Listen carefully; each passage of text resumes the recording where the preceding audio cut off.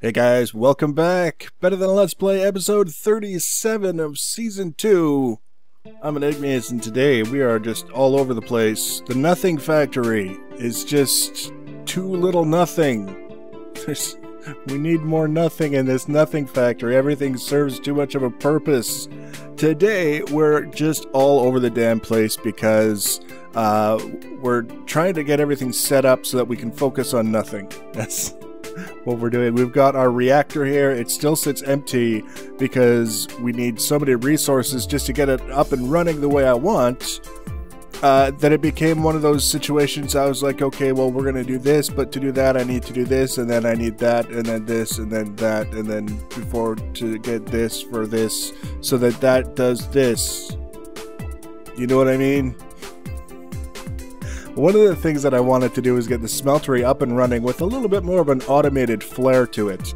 Now, someone pointed out that it seems odd to have such a large Smeltery when just in behind it we have the mechanism tier 4 ore processing that multiplies the ores we put in it by 5. It's very true, which is why you would never see me putting iron into this thing to smelt, but there are a lot of ores, especially with the Metallurgy mod added, that don't work in this system. There's only about 8 ores total, I think I counted, that work in this system, and everything else you would have to use the regular grind it, smelt it, whatever. So this is our device of choice. Now, I've shown you my smelteries before. I tend to build them tall just because bigger is... Let's just say you're not punished for having it larger, but if you have it just a couple blocks high, you might find yourself wishing that you'd built it a little bit bigger so you had more capacity, because when I get the ores, I get the ores. You know what I mean? I don't want to sit here and put 16 at a time in the smeltery. I like to put 2 stacks and have it do its thing. So I've set up a little demonstration because what we've got here is, like I say, we're automating it, which is not something that I've done with a smeltery before, because we've had so little on the go, quite frankly, that I never felt like I would benefit from automating it because I had the time to manage it. And it does everything in such large volumes on its own that I didn't really feel all that bad about doing it manually. So what we've got here is basically 3 stages of automation. The first is piping the molten metal. Here we've got molten aldewarite, which is a Metallurgy 3 metal that can only be found in the Nether. We've melted it down, almost 2 full stacks. I just threw whatever I had in there. And now to get that liquid out of here without having to manually work with all the different basins and the spouts and stuff like that, we've got Tinker's Construct fluid ducts that come along over the top of all my casting basins. Now there's a total of 10 casting basins. You have to ignore some of the extra stuff dangling around here. There's a total of 10 of them. And in order to get as much liquid as we can out as quickly as we can, I've really gone heavy on the drains. Anywhere that I could put a drain, there's a drain right here, and there's 3 drains on each of the other 3 sides. So without using any modded redstone circuitry, this is all available through Minecraft. I set up a little system where I can turn on my fluid ducts with a lever. It'll send this system here with the redstone and the repeaters will send a full strength redstone signal around to these fluid ducts and turn them on and signal them to drain the liquid out of the smeltery and along here into the casting basins. Pretty simple. Nothing really complicated, except if you're not familiar with the redstone circuitry, this might look a little bit intimidating. It's not. This is, if you imagine having a little thing of redstone like this and you put it on the ground, there's your redstone circuitry. There's some drawbacks to this as opposed to some of the red alloy wire as was introduced with Red Power 2 and maybe previous iterations of Red Power, I don't know. But this works just fine for what we're doing. So the second stage is when the basins are full, the block of metal sets, just like, and then you right click it, you would be able to take it out of the basin. Or we want to automate that process, so we've got item ducts underneath here. So many zombies, I swear. Item ducts underneath here that are set with pneumatic servos so that they'll auto extract items. They just pull them out and send them down the line here into a chest. There's a gold chest up there. You can't really see it. I can't. There, I targeted it. There's one little tiny corner I could target. There's a gold chest there. So it pulls the items out of the basins into the gold chest. Very simple, very straightforward. It doesn't need a lever or anything like that to signal. It recognizes the metal blocks as something that it can extract, but it doesn't worry about the liquid. So it works very nice. We can just put the liquid in there. When it turns into a block, these guys will grab it, stick it in the chest. The only thing that remains is the leftover liquids, because what happens when you dump all of the liquids from here into the basins, especially this way, it tends to distribute them evenly. So you'll end up with a bunch of liquid metal left in each of the basins, and what we want to do is consolidate all of that into one basin and get as many blocks of metal out of it as we possibly can. And that's what this row of redstone circuitry is for. And we're actually going to pull this up. One, because it's easy to replace, and two, so that you can see what's going on. You can see I've got another row, a single row of liquiducts coming down this way, and each one connects to a basin, and all of them except for this one are set to pull out. Now, because it's a fluid duct and because it's on the side of the basin, you can extract liquids that way. So when we turn this on, when we give it a redstone signal, it will extract any molten metal that's in any of these basins here and transmit it into this basin here. So it consolidates it all into one basin, and then this basin carries on just as if it was receiving its liquid from the top spout here. As soon as there's enough for the block to set, it'll set, the item duct will grab it, stick it in the chest. Eventually what you'll probably be left with is a chest that's got just a little bit of liquid metal left in it, not enough to make another block, but certainly not zero. So we have to deal with that, and that's what this is set up to do. Before I forget though, we're just going to quickly put this back, like so. Then we come over here. This setup is pretty much exactly the same as what's going on in the middle to grab it all from these basins and stick it in this one, only it's pulling out of this one and piping it into the tank here. And you can see I've already been messing around. This tank's already got a little bit of molten aldewarite in it. And you can actually set this up as kind of a bit of a safety, but really it's not necessary. You can have a tank here to gather a liquid and then just swap tanks in underneath to receive it, and then, you know, pick up the tank, carry it away, whatever you want to do. The thing is, you can really mess up this system if you're in a bad habit of just dumping crap in your smeltery, and then you have like all these different layers of metal and you're trying to sort out which is going where, and then you make a mistake and all of a sudden you've got these pipes are full of aldewarite and half your basins have viroxaries and you've got all this other stuff, and then tanks and then pipes. I like to keep it simple, just handle it all at once. We know what metal we're going to be working with, and then we can plan what we're doing with these tanks accordingly. In this case, because I've got so much viroxaries from the Nether that I've been working with, I've got a tank just sitting here waiting for it to be swapped around with this one. And because our little demonstration here has the aldewarite, then we've got that tank ready to catch it. So the easiest thing to do here is we're going to pull our switch. Sometimes it takes a second to figure out what's going on, and then you can see here the redstone lights up, the repeaters are working, they're basically recharging the signal or strengthening the signal so it goes all the way around. And then you can see the casting basins fill up, and then they turn into a block, and then the blocks disappear because they're going via item duct to this chest here. You can see we've got blocks filtering in 2 at a time. And on it goes until these guys are all done, and you can see they've stopped filling. There's no evidence that they're going to fill anymore, and the reason for that is because there's not enough metal left in the basins to get blocks. So what I like to do here is I come around here and I first check, make sure it is in fact empty. It is. Turn this off, and then we come around here and we can hit this guy, which is going to drain everything from these basins and start filtering it into here. And you can see this is full now. It sets. Item duct grabs it, fills up again. You shut up!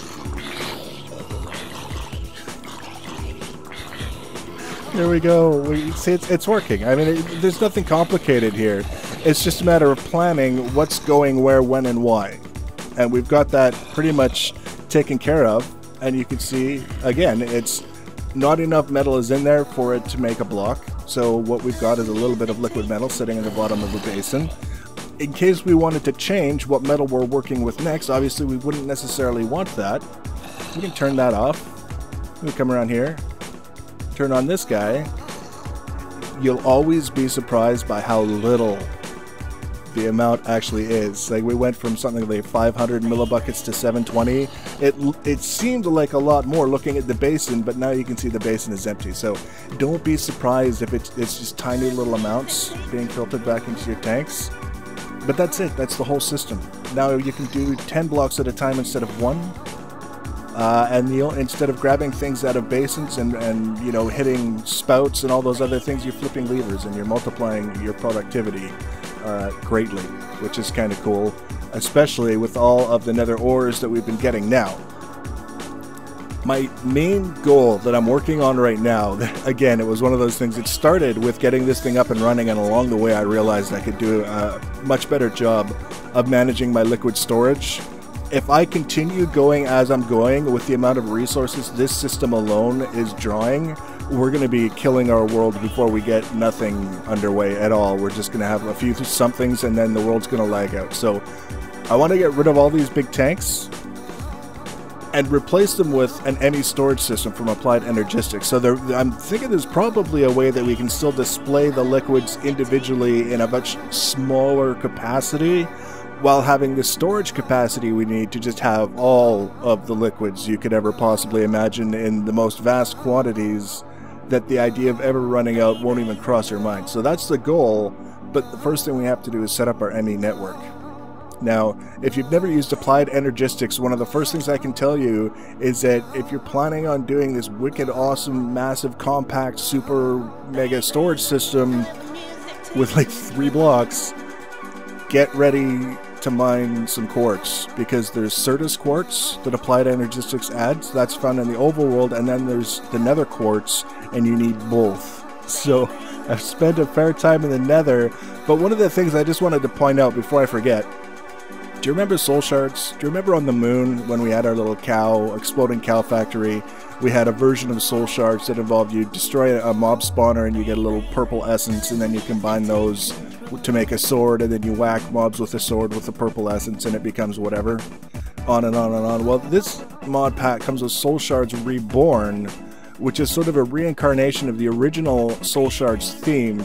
The only thing that I found that was kind of tricky to figure out without having to go track it down in a wiki is that you have to set up a little thing exactly like this in order to make your soul shards. These are 8 end stones, which I'm finding in the overworld occasionally, just like glowstone. I find pockets of endstone and glowstone in the overworld, but we were in the end, you saw when we were doing the portals thing, I had plenty of endstone. Netherrack, I've been in the nether, plenty of netherrack. Glowstone, not a thing. That was actually made with glowstone that I found in the overworld. You set it up just like this, and then you plop a diamond on there. You just toss it out of your inventory there, and it turns into a soul shard. So I kind of set this up so it's directly underneath the floating thing there, and it looks kind of neat, but just want to show you something in the nether.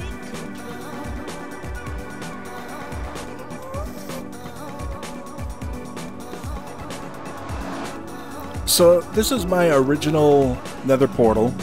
I haven't moved it or relocated or anything of the sort. And one of the things that I noticed, I came here and I was actually feeling kind of surly about this whole business of setting up this ME system, because I'd done it once before. I think it was in the our Unleashed, like the Ultimate World, where we had the great big stone towers. And it took a long time. It took a long time to gather all the materials, and I didn't know if I wanted to do it again. So I came here and I started digging up, and I found this. This is what I wanted to show you. Now, I mentioned previously the Yogscast Complete Pack comes with, it says config to increase the ore gen. I don't know if it's a mod. I don't know if it's literally like a script or something like that that increases the ore generation. It increases it a lot. This is basically the ceiling of the nether. That's bedrock up there. This is as high as we could go. And I was just poking around looking for a decent place to start looking for more nether quartz, and I came across this place that was just floor to ceiling, blocks upon blocks upon blocks of everything you could imagine. No diamonds, and I'm fine with that. Lots of iron. All this green stuff is Viroxaries, and if you step on it you get poisoned. and I've got so much of it. I have so much of it. I don't want to make so many things out of green, but I might have to. But you get the idea. This is... I wound up coming out of here with about a dozen stacks of nether quartz. You can actually see over there. There's some more that I missed. And I could just go for days up here, just digging and digging and digging and extracting all this stuff. The pigmen don't spawn in large numbers. Every once in a while I get a ghast peeking through somewhere at me. But really, as far as ore goes, my biggest thing is I get lost up here. So I set these torches around my staircase, and I still get lost. I still have to look around and find the torches. I spend more time looking for torches than I do looking for materials. I've even set myself up with the time-tested ender pouch to ender chest system for moving my inventory back to base to free up space. And I still there's a guy flopping around. There's a slime, a magma cube. So that's what I've been doing in the nether. It's crazy. But one of the things that I like to do is be honest with you guys about where I'm getting my stuff. If I'm importing things, if I'm spawning things in to get caught up from a previous world, I like to tell you so that it doesn't look like I'm doing things that you sit down to try and it takes you 10 times longer. But also at the same time, just using the mod pack as it arrived, I found that. So that was kind of interesting. Whether you approve or not, it's there.